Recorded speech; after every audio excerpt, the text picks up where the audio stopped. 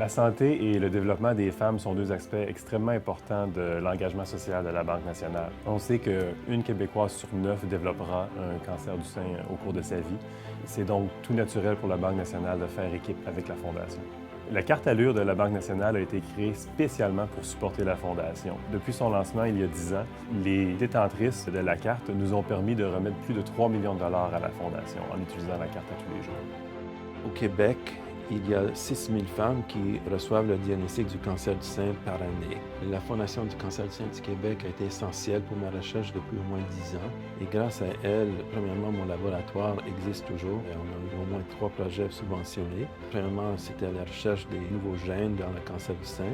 Deuxièmement, un problème très important, c'est le problème de la résistance à la thérapie, surtout chez les jeunes femmes qui ont des cancers du sein agressifs, dit triple négatif.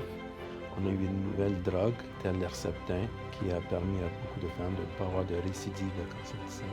Et le fait qu'on a de la recherche et de la bonne recherche, ça ajoute à la pratique clinique, ça améliore de façon significative la qualité des soins au Québec.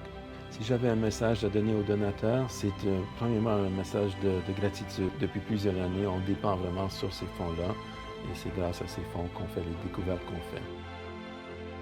L'organisation du réseau aidant, notre mandat et notre mission, c'est d'être sûr que les proches aidants ont la capacité, ont la connaissance de prendre soin de quelqu'un qui est atteint, dans ce cas-là, d'un cancer du sein.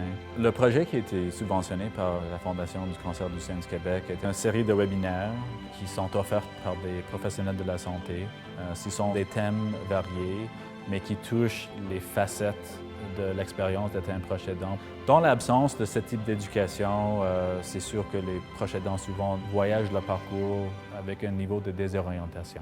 Le soutien du Fondation était extrêmement important. Premièrement, ça renforce le fait que le rôle des familles dans le parcours du cancer du sein est intégral. Le feedback qu'on a reçu des participants était extrêmement positif. Le mot que je dirais aux donateurs, c'est merci pour avoir le courage et la vision d'investir avec une population qui est souvent invisible dans le système de santé. Quand j'ai eu le diagnostic par mon médecin de famille, c'est sûr que je me suis mis à pleurer. Je ne m'attendais vraiment pas à ça du tout. Elle m'a référée à Dr René Simon et c'est elle qui m'a parlé de la Fondation Cancer du sein. Je suis massothérapeute. Je travaille à la maison et elle me dit « Tu ne pourras pas travailler, donc tu n'auras aucun revenu, va chercher de l'aide ». C'est sûr que ça donne un gros choc d'insécurité financière. Même si j'ai retiré une partie de mon REER, ce n'était pas suffisant pour faire 9 mois. J'étais vraiment heureuse d'apprendre qu'il y avait de l'aide pour les femmes dans ma situation. Ça m'a vraiment rassurée, ça m'a vraiment aidée à mieux respirer, être moins stressée pour commencer mes traitements.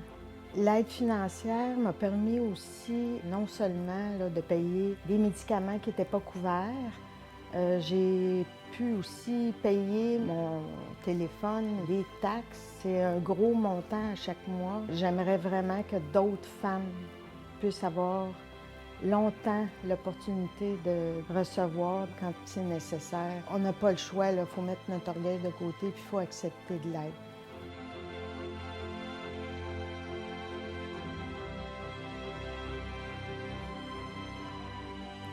Créée par des femmes en 1994, la Fondation du cancer du sein du Québec est le seul organisme québécois dédié entièrement à la lutte contre le cancer du sein.